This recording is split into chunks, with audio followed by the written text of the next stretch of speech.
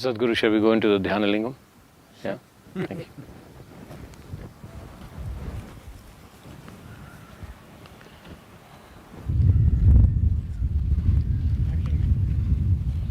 So Sadhguru, this is the biggest bull I've ever seen.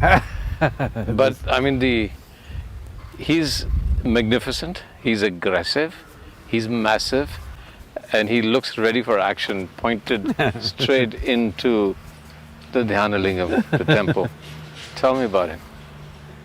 This is Shiva's vehicle, his automobile parked outside. Do you expect him to ride some mild scooter? He rides a mean machine. Right. Okay. Can I touch him? Yeah.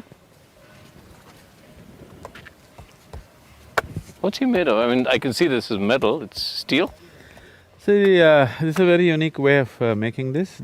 Each piece is not more than like 6 to 9 inches. Yeah. Small pieces all put together. Probably this is the only bull in a temple made like this. And inside it's filled with sesame seed, turmeric, vibhuti, the sacred ash, and certain types of oils, and some sand, some certain type of soils inside. This will make the bull reverberate with a certain energy. When people come and they're with the bull, it radiates a certain field of energy. So it's been prepared in a certain way, the whole concoction. This is taken in some 20 tons of material inside. It's full inside, it's like a tank filled with these substances, and it's sealed, it's forever.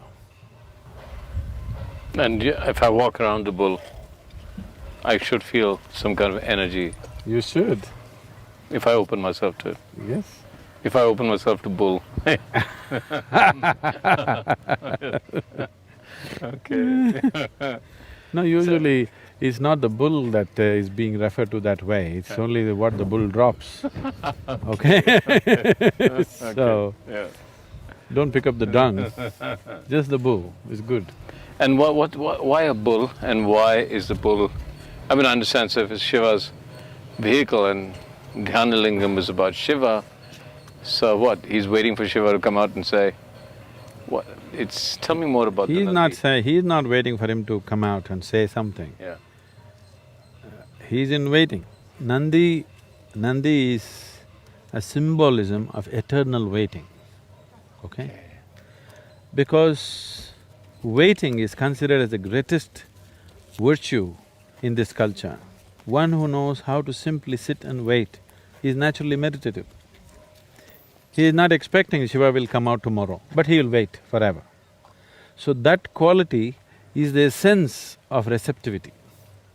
So Nandi is Shiva's closest accomplice because he is the essence of receptivity.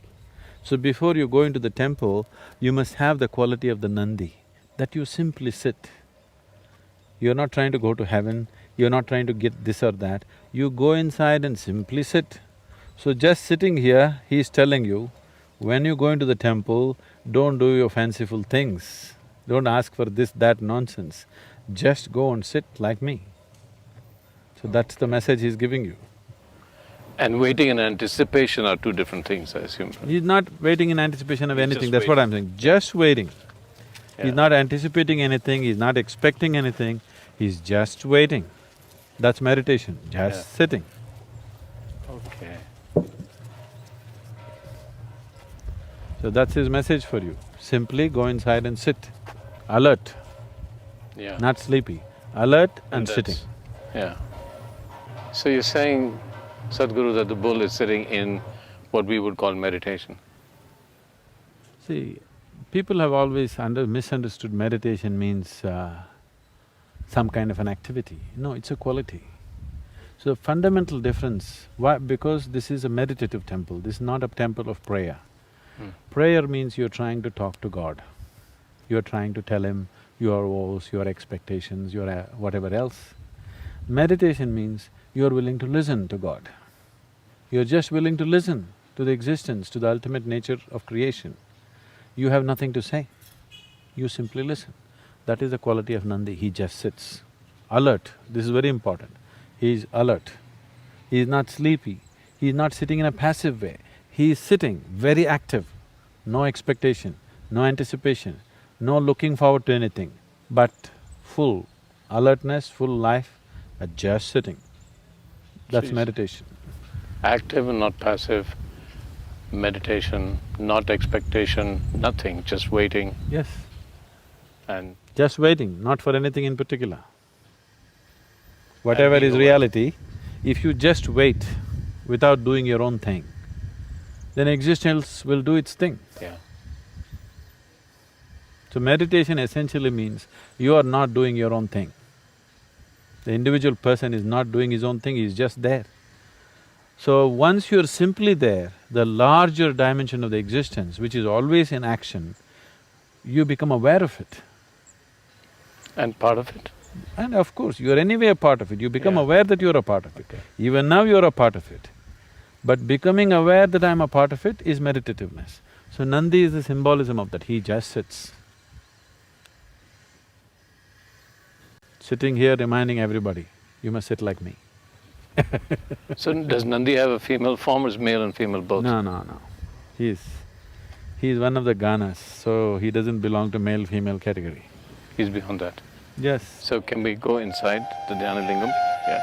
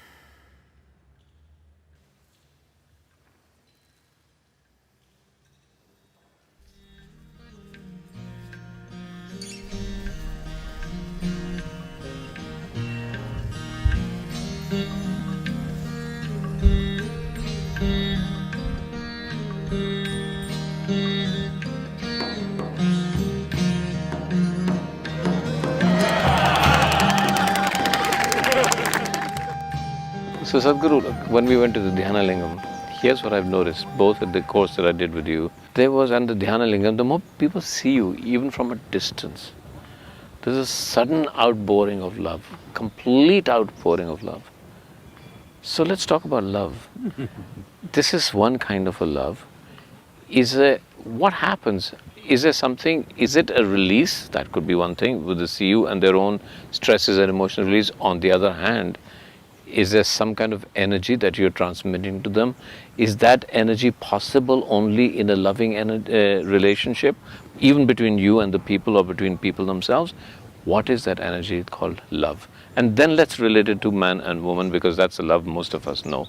Love or hate, whichever you like it. But let's talk about love, or the energy that is love. There is no such thing as an energy that is love. Life is a certain energy. You are a certain life energy. The many parts of this life energy is finding expression as thought, as body, physical action, emotion, and there are other dimensions, of course, energy action. If you can perform only physical activity in your life, the span and the scope of that activity is very limited. Because you empower your physical activity with your mental activity, depending upon the keenness and the intensity of your mental activity, your physical activity takes on a different level of… as if it moves into a different dimension because the mental activity. If you make a movie, if it's all physical, it's one way. There is a certain intellect involved in it, it's another way. There's a certain emotion involved in it, it's another way, isn't it so? So that's so with life also. So, these are different levels of intensity. Physical is at one level of intensity, intellectual is another level of intensity, emotion is a different level of intensity. Generally, people are looking down upon emotion as something less than intellect, which is a very wrong thing they're doing. Which I think slowly people are realizing they're talking about emotional intelligence now. Because emotion is capable of being of a higher intensity than intellect in many ways. Intellect has a certain coolness, intellect has a certain penetration, but emotion can just embrace everything. Intellect can know pieces of life, emotion can know the wholeness of life. So this is the reason why spiritual traditions always have made devotion the biggest thing, because a devotee looks like a fool to an intellectual person. But what a devotee knows in terms of life's experience and what he knows in terms of perception of life in its totality, an intellectual person will never touch. So a devotee looks like a fool, but the real fool is elsewhere. So right now what's happening here when people are around me is neither intellect nor emotion nor body.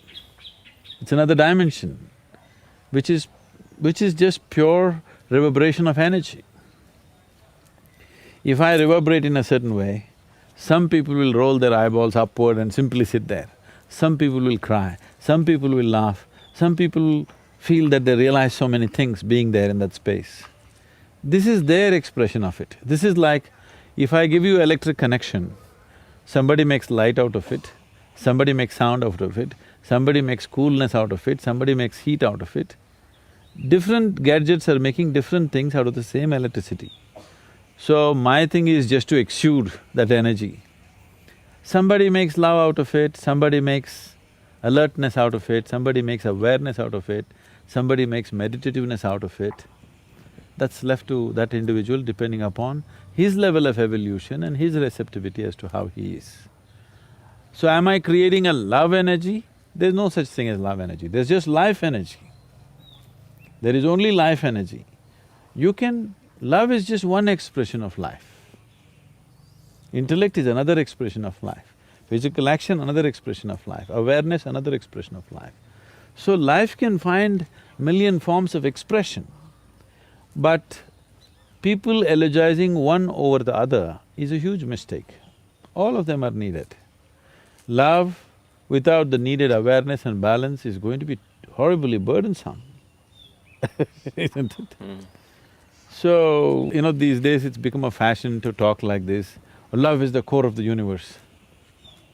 Love is a human emotion, it's got nothing to do with the universe. Love is the sweetness of your emotion. Let me put it this way. See, if your physical body becomes pleasant, we call this health. If it becomes very pleasant, we call it pleasure.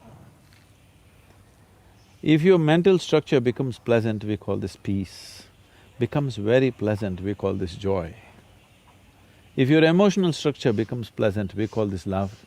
If it becomes very pleasant, we call it compassion or devotion. If your very energy becomes very pleasant, we call this bliss. If it becomes extremely pleasant, we call it ecstasy. This is all that's happening. So when I walk in, there are certain people who become ecstatic, there are some people who become loving, there are certain people who become aware and meditative, but it's their doing. It's their gadgetry is like that. All I am doing is exuding life energy with utmost intensity. In the space that you're in now, when you're with people, is it exuding out unintentionally now, it's just exuding out, or do you give… Unintentionally, a certain amount of it is happening unintentionally because of the nature of who you are. But when you're in certain situations, it's intentional. Because people come to you only because they can benefit from you. So if you don't offer that benefit, that's being callous to their needs.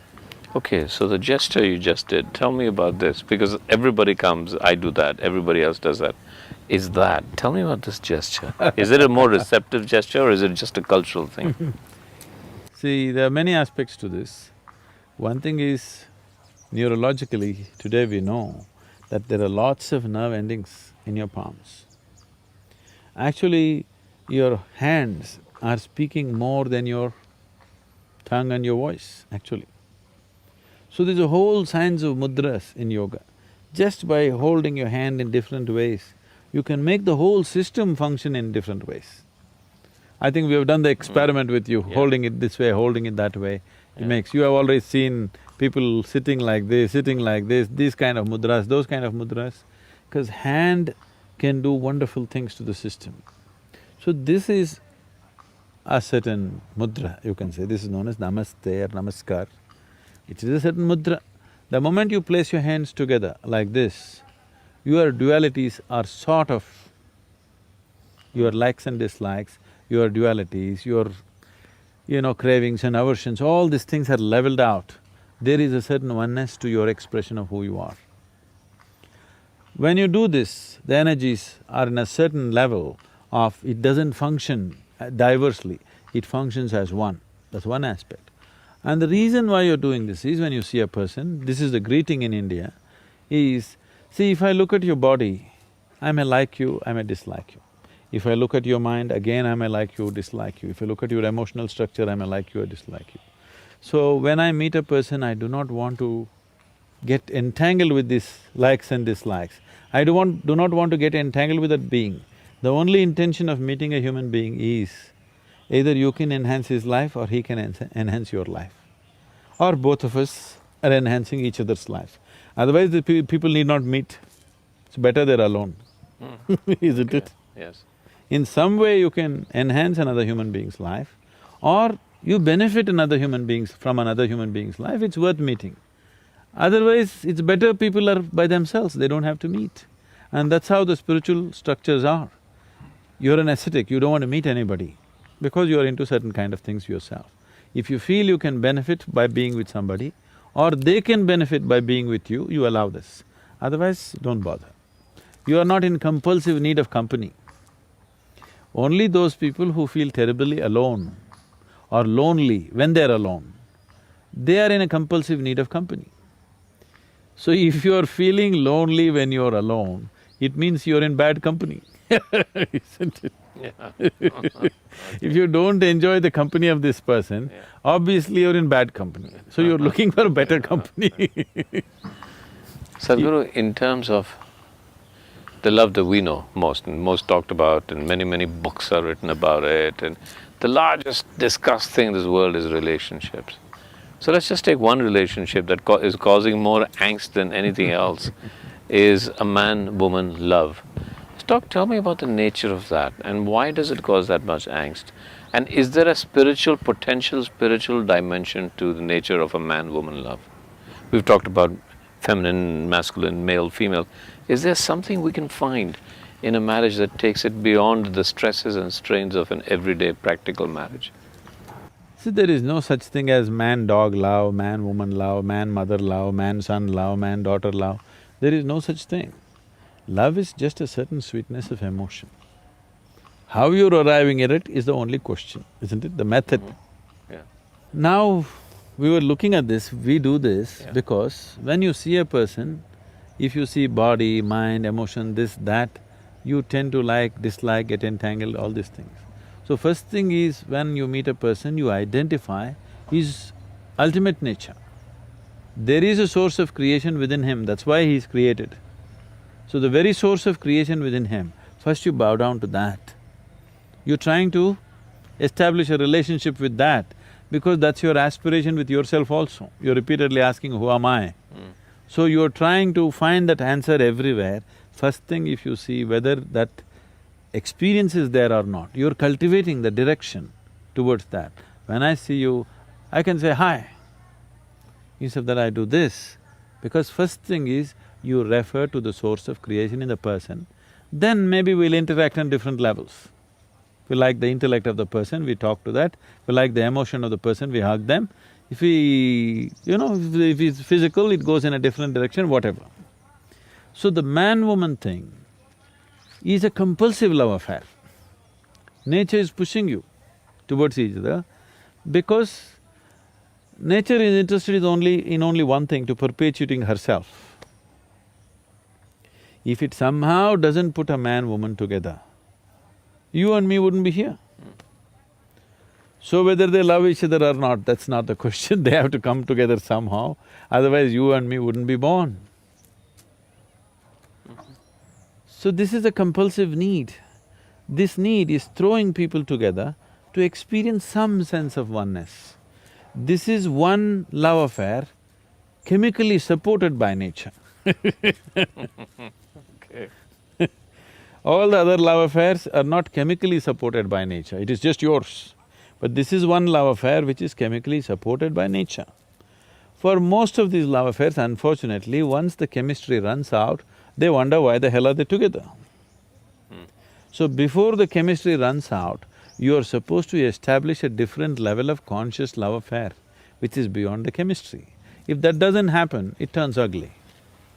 So what is that love affair? That is a conscious love affair. Let's talk about that. And let's take it further. Is there a potential spiritual dimension to it? I'm not saying there has to be. Is there a potentially? But let's first say, when the chemicals don't react anymore, what reacts? What works? What makes it work? See, chemistry is of the body, Yeah. okay? The bodily chemistry plays up certain things according to its needs. The moment the need is satisfied, you wonder why the hell are you here, Yeah. okay? So that is a very different kind of thing. That is nature's trick. You are 10, 11 years of age, the world was everything fine with it. Suddenly, your intelligence got hijacked by your hormones, suddenly the whole world looks different, all of a sudden. So all that's happened is, your intelligence got hijacked by the hormones. The chemistry has hijacked you. Very, very few individuals have the necessary awareness to look beyond that at life. Everybody else get flooded by this process. By the time they recover, usually it's too late. Not necessarily. So is it something wrong or right? There's nothing wrong or right, it's just limited, that's all. Is being limited a crime? No. But the nature of the human being is such, he suffers limitations. He doesn't like it. So what you're referring to as love is basically the sweetness of your emotion. You sit here, you could feel love about somebody who is not even here. So it's got nothing to do with anybody. It is just the sweetness of your emotion. Now is your love affair, your ability to love, is it on self-start or is it on push-start? Do you have to push around to be loving or can you be just loving by yourself? That's a question. If you look at this carefully, naturally your innermost longing is to be free of every human being on the planet, to free of everything, so that you can be just the way you want to be. But right now, socially, we have attached ourselves to all these things because we think that's the only way it works. That is the way it has worked for a lot of people, because a lot of people are only have to be pushed, only then something happens to them. It is a rudimentary technology. If your car has to be pushed every day, today we consider it a rudimentary technology, isn't it? Maybe 50, 60 years ago, a push-start car was quite okay, as long as it starts, it was okay. But not anymore. So, once a human being becomes more and more aware of his own nature, he understands to experience love, to experience blissfulness, to experience ecstasy, even to experience orgasmic ways of life, you don't need anybody actually. If you just sit here, you can make it happen within yourself.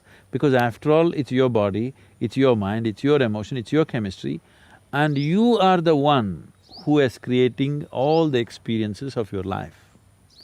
Because people are not conscious of this, that you are the maker of your life, You are the one who is doing your life the way you want it. Most people still believe that their experiences are being shaped by people and situations around them, but that's not true. Human experiences are 100% self-created, 100%.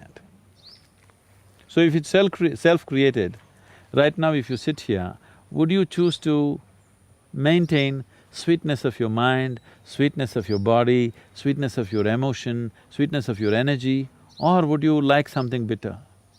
Yeah, I'd prefer sweetness. Sweetness. So you would naturally be loving. It doesn't take anybody. So a relationship, when you see a man and a woman, you're talking about a relationship. Because there are other aspects to it.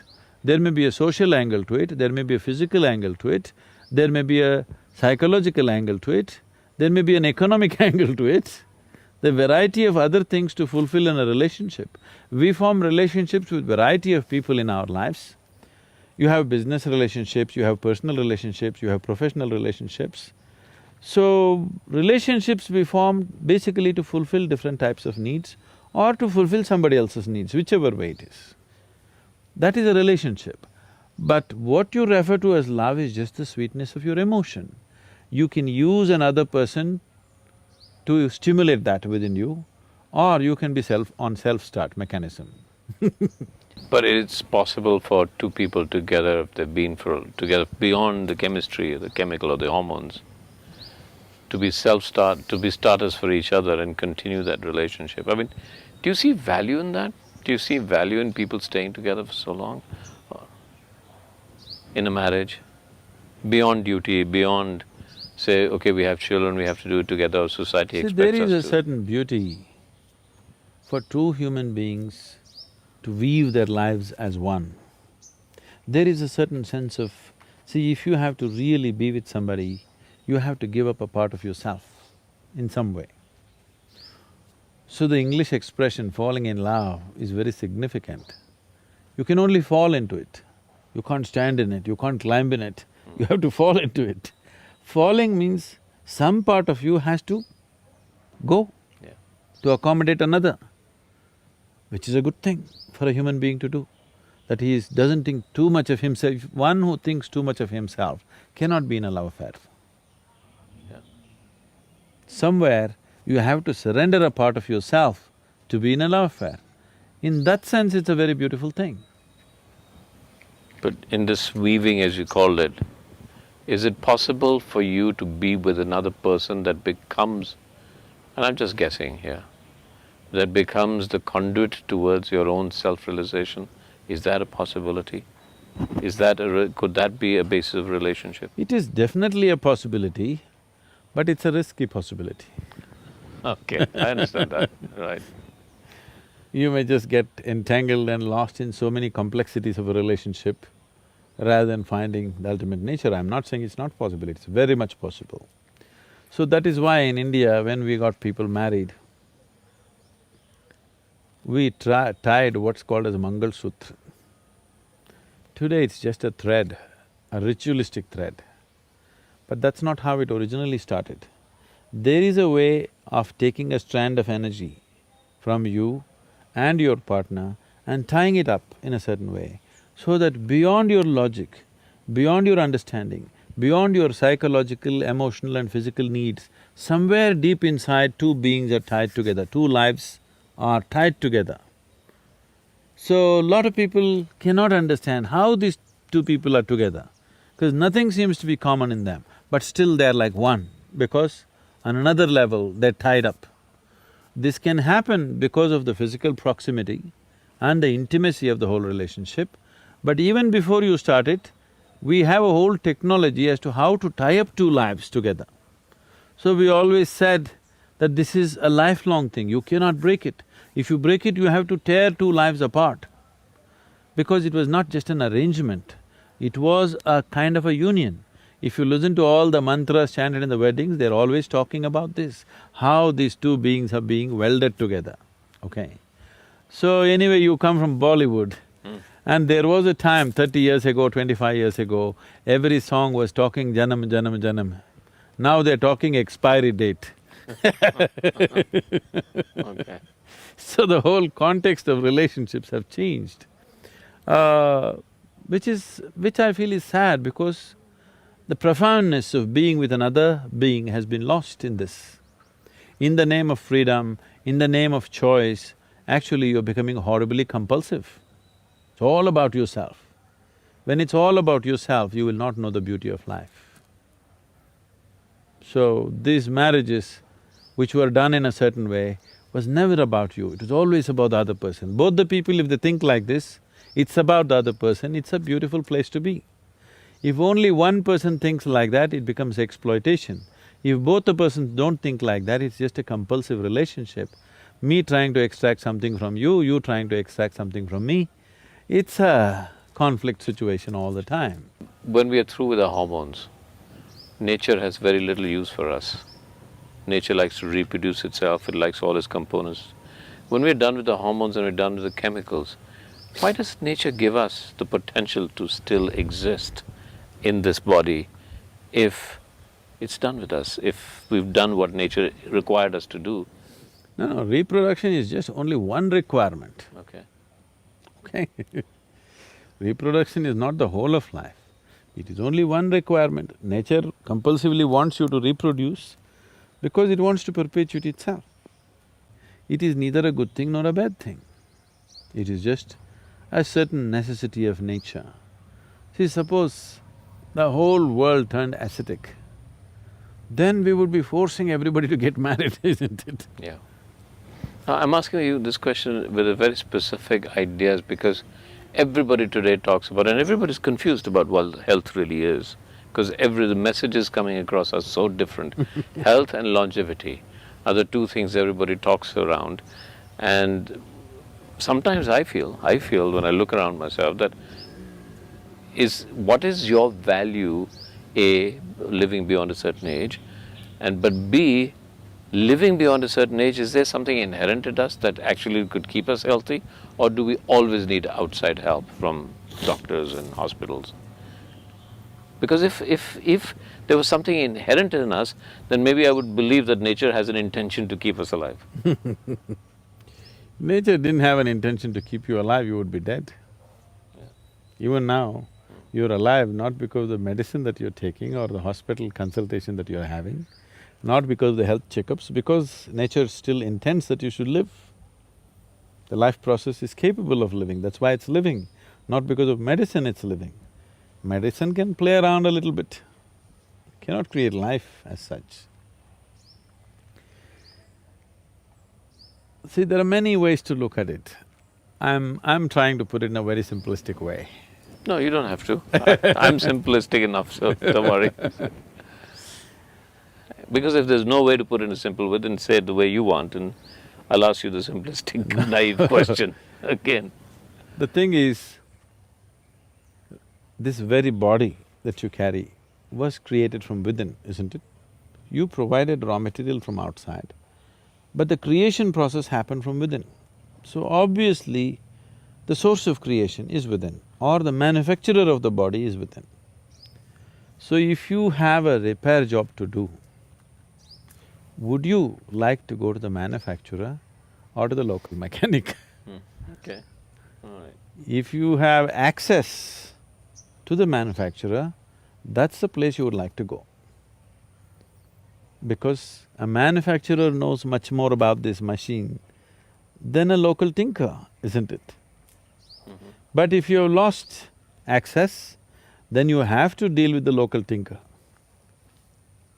So, to generate health, trying to fix it from outside is a very effortful process. If you keep access to the innermost core, health will be a natural phenomena, it's not something that you have to manage. It's not at all something that you have to manage from outside, it's a very wrong perception.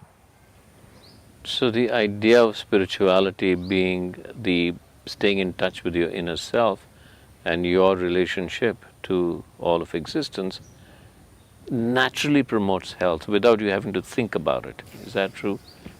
See, today it is scientific knowledge, common medical knowledge, that every cell in the body is programmed for health. Okay. Naturally, it is programmed for health. If it is programmed for health, Why would it work against you? See, if you get an infection means it's kind of an invasion from external organisms. They need to be dealt with. It's a war situation. You need to do some chemical war on them and kill them and do whatever you have to do to recover from that situation. That's a different thing. But more than 70% of the ailments on this planet are chronic. That means they're self-created.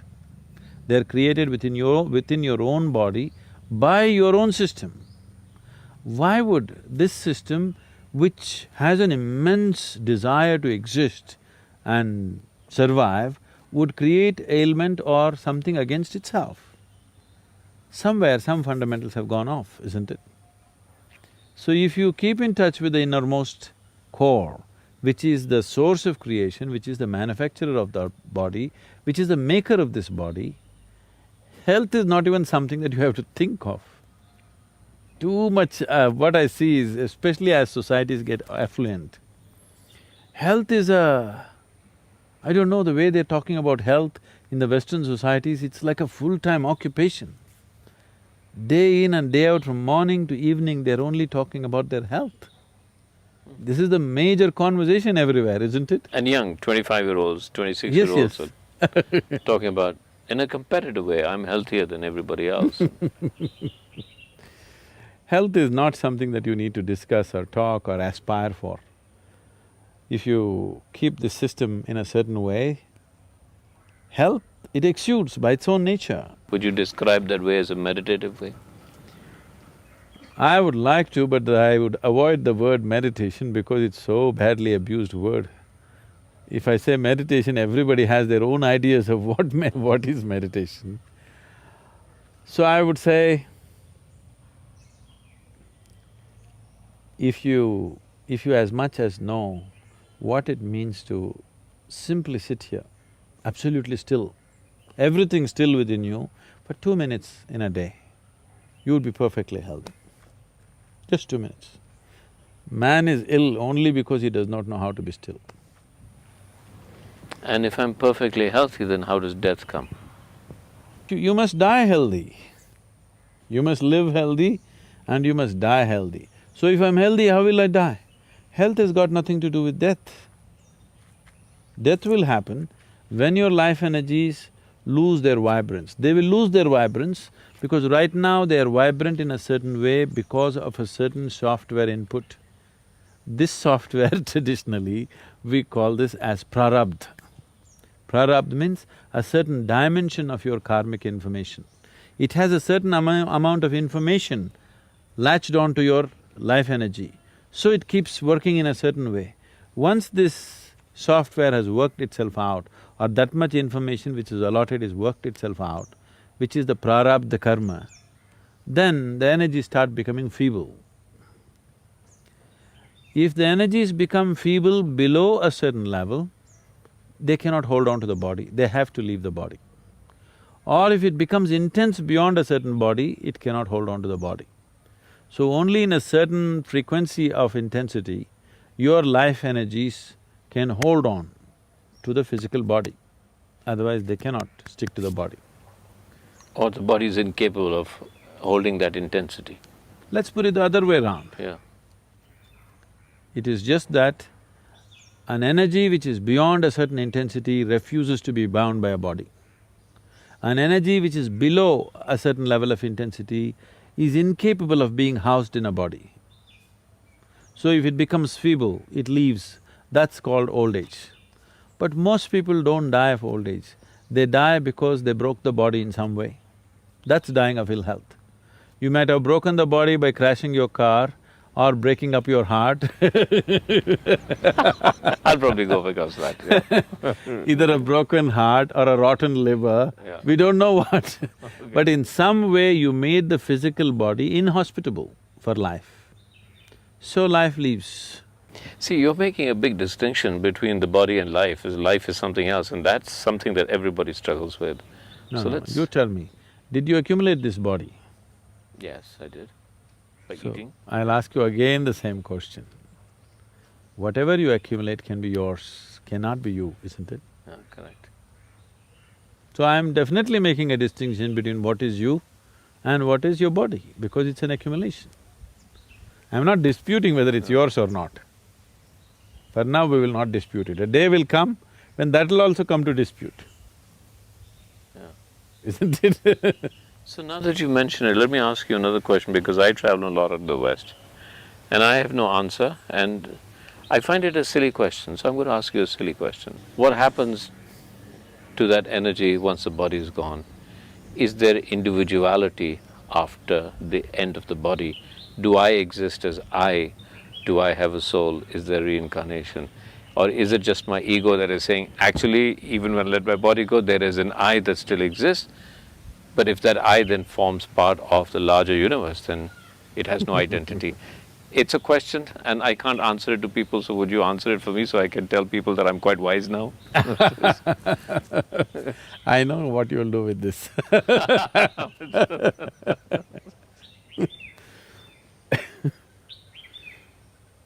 So, essentially you're saying you want to know what happens after death. Yeah, I'm just playing a more intellectual argument about it, that's all, but the fundamental question is that. What I would say is, some things you know best only by experience. Okay. Are you ready? Yeah. You're not ready for the experience. So you just want to know for entertainment. Maybe they make a movie on it, or just to talk in the next party that you're in. Yeah. It could buy you friends. So humor me. It could buy you audience. So humor me a little bit and let's talk about it a little bit. Okay. Right now you're looking at me. If you close your eyes, you cannot see me. But you are still there, isn't it?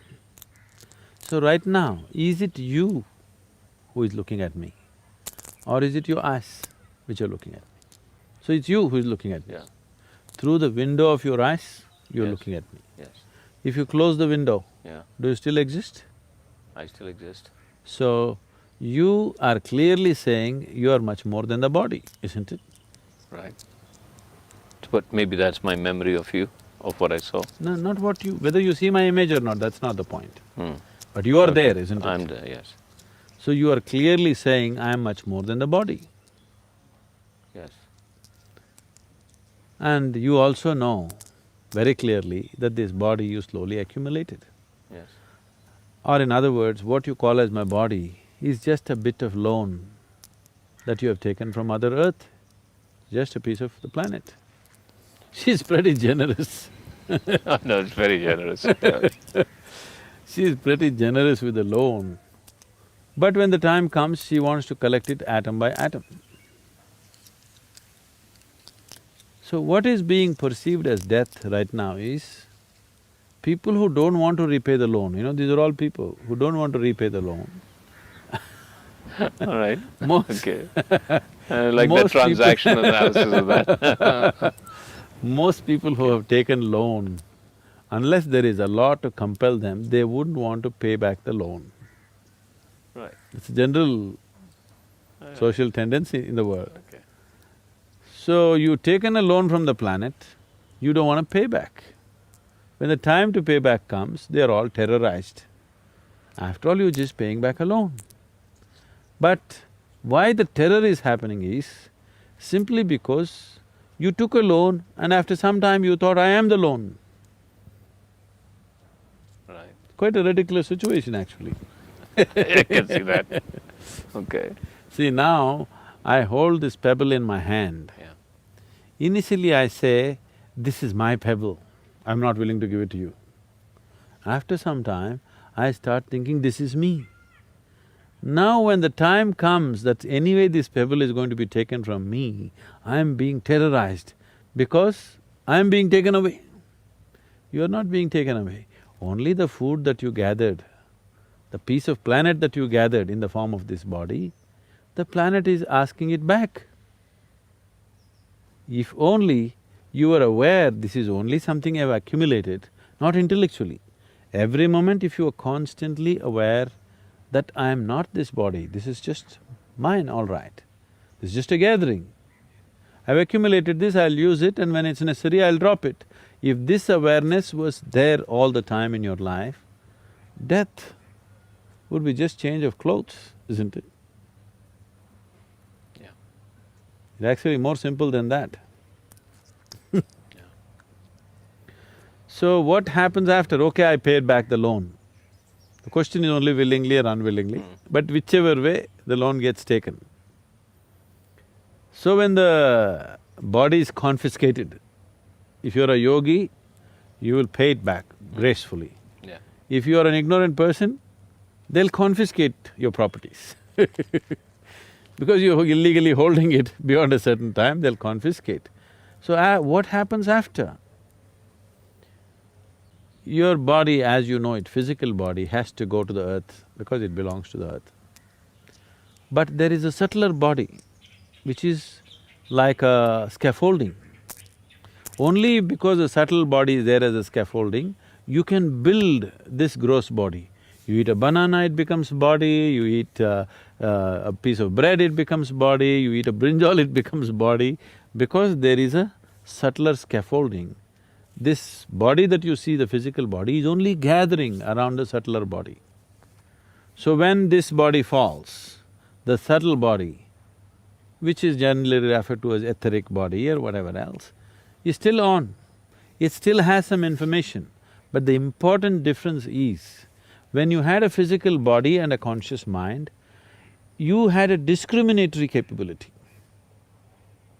So once the body falls down along with your thinking mind, logical mind and a discriminatory aspect of the mind is fallen, there is no more discrimination.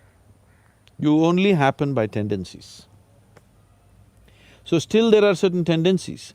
Why so much care in every culture, particularly in this culture, that at the moment of death, if a man is dying, no matter what your relationship with him, you try to utter the God's name or you try to create the right kind of atmosphere for him. Even if he's your enemy, you say Ram, Nam, Satya, whatever, whatever simple things have been taught to the people, but something to create awareness and pleasantness around him because you want him to leave well. Because at the moment of leaving, in case he is in a certain mode, whatever the mode is, let's say he is in fear mode right now. Now once he loses the discriminatory mind, now there is no control over the fear. See, many times fear arises in your life. Because of your discriminatory mind, you'll say, that's okay, but that it's not like this. You'll reason and try to get out of it. If there is no discriminatory mind, it just snowballs into paranoia. Paranoia not like as living human beings know. Paranoia which grows into a million, billion folds because there's complete absence of discriminatory mind. But suppose you create pleasantness at that moment of death, now this pleasantness also multiplies into a millionfold over because there is no discriminatory mind.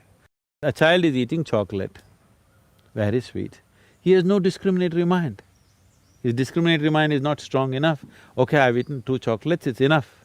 No, he wants to eat 2,000. Whether it's sweetness or bitterness, pleasantness or unpleasantness, all of this can take on a big proportion if only there is no discriminatory mind. So even when people are living, very little of their discriminatory mind they're using, mostly they're functioning by tendency, which is unfortunate. But once you have shed the body, there is no other way. You will only go by tendency. Unless you've reached a certain level of awareness where you can carry a certain dimension of awareness with you. Otherwise, whatever is your quality will snowball into something very big. If it snowballs into unpleasantness, we say he is in hell. If it snowballs into pleasantness, we say he is in heaven. So heaven and hell are not geographical places, it is a state that somebody gets into. Because once the discriminatory mind is removed, smallest pleasure can multiply into a heavenly proportion. Smallest unpleasantness can multiply into a hell-like situation because the discriminatory mind is absent. And then reincarnation. You want to come back now? So if there is substantial amount of information still stored, which is the karma, the karmic substance is still strong, then once, suppose you left out of feebleness of energy, that is you became old, energies became feeble and it rested for some time. So this kind of life energy just rests for some time without too much activity. But suppose the energies did not become feeble, but you broke the body by accident or suicide, or somebody shot you in the head, or somebody broke your heart, whichever way you broke the body and you left, energies were still intense. Now, this will take a long time for it to become feeble without the body and the mind. If you had a regular body and the discriminatory mind, let us say you would have worked out your karma in the next 10 years and made the energies feeble. But now that you don't have a body, these 10 years may telescope into 1,000 years. So this is the reason always they told you should never die of suicide, you never should be murdered, accidental death is bad, because now your limbo situation is long, very, very long, because you have no discriminatory mind, we don't know which way you will roll, and the chances of finding another womb are very little because you're in a certain level of intensity you cannot find. So unless you come to the right level of intensity, you are not suitable to take on a new body. So if you died of old age, energies became feeble, everything is fine with your body, you went to bed and you never woke up. Such a person may get back into another womb within 48 hours. But a person who died by breaking his body, either by accident or otherwise, this person may take we don't know how long, depending upon what level of intensity and how much of the information is still there, unworked out. We are going into areas which needs much more elaboration if it needs to be properly understood. Speaking just like this is not good. That's why we always joke about it and skip, we never talk about it because it will lead to all kinds of imaginations. Yeah. Unhealthy imagination. Lead me to believe in spirits and ghosts. Yes. Yes, okay. Which is not needed. Not needed. Because then people every dark corner they see, they'll start seeing things. Yeah. And you can make horror movies and make money because a lot of people have wild imagination anyway. Or tendencies. No, they're all existing by tendencies, not by that is the whole difference. When we talk spirituality, we're essentially talking about moving from compulsiveness to consciousness. Functioning through tendencies to functioning through discriminatory process. That is the key from bondage to freedom. Okay. I understand why we need to change this topic, because it can get very… it is much more complex than we are talking about now. Yes, it's too simplistic the way I'm putting it right now. Yeah. Because then people will just say, oh, there is or there isn't. It's not there is and there isn't at the same time. But maybe I can ask you okay, this is also complex because a lot of what you said today, and you talked about a duality, you talked about the nature of Shiva being contradictory, you talked about everything existing in contextualization or contradiction. One little word on the nature of duality, the nature of our duality. The interview is the basis of duality, because there are two. There's a question, there's an answer. This is duality. But actually there isn't. Only if you look at it on the surface, this is true. If you look deep enough, there isn't two. But if there wasn't two, there would be no interview. There would be no football game, there would be no marriage, there would be no nothing, okay? So the oneness of the existence is the basis, but the play is always dual. There's nothing wrong with duality as long as you know it's just a play. So if I was to create a character in a film called Universe, the universe would say, I'm one, but if I have to play, I have to be two. Yes. But then essentially I'm one. Yes. But I don't exist till I play, and therefore I have to be two.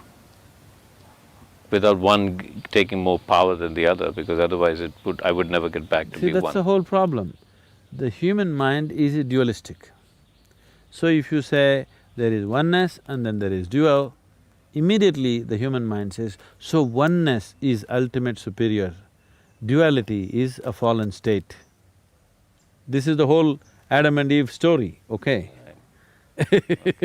This is a rudimentary logic which is splitting the world into two. Yeah. One last question, Sadhguru. And I will not say this interview ends because I will come back for more. Because there can't be an end to this There's interview. no end to No, this. there is no end. And one last question, because I know people will say, well, why didn't you ask him about stress? And I'll say, well, because I don't understand. I cannot define stress. There's a lot of things that, a lot of the questions people ask me, and they will know that since I've been interviewing you, they say, but I know that we get addicted to keywords. But is there, I mean, is there a definition that we can assign to the idea of stress? I must tell you this. When I first went to United States a few years ago, wherever I went, everybody was talking about stress management. I really couldn't understand this. Because in my understanding, we manage things which are precious to us. Okay? Okay. Our business, our family, our money, our wealth, our children, we manage all these things because these are all things precious to us. Why would anybody manage stress? I couldn't get this. When this word was thrown at me everywhere, stress management, I said, why manage stress? It took me a while to understand these people have concluded that stress is a part of their life. Stress is not a part of your life. Stress is just your inability to manage your own system. Stress is not because of the nature of your work. The Prime Minister is complaining of stress, the chaprasi also complaining of stress. In between, every other person saying his job is stressful and unemployed are stressful. They don't have anything to do, that also they're stressful. So you're suffering your job, if I get you fired, will you be joyful? No. No. So stress is not about your job, obviously, isn't it? It is just that you do not know how to manage your body, how to manage your mind, how to manage your emotions, your energy, your chemistry. You do not know how to manage anything.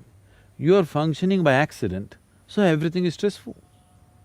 You get into your car without a steering wheel.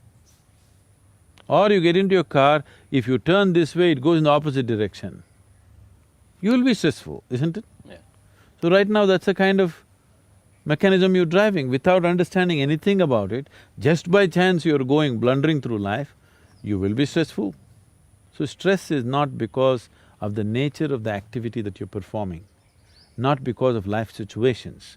Stress is simply because you do not know how to manage your own system. What is stressful for you, somebody is breezing through it, isn't it so? Correct. Stress is not situational.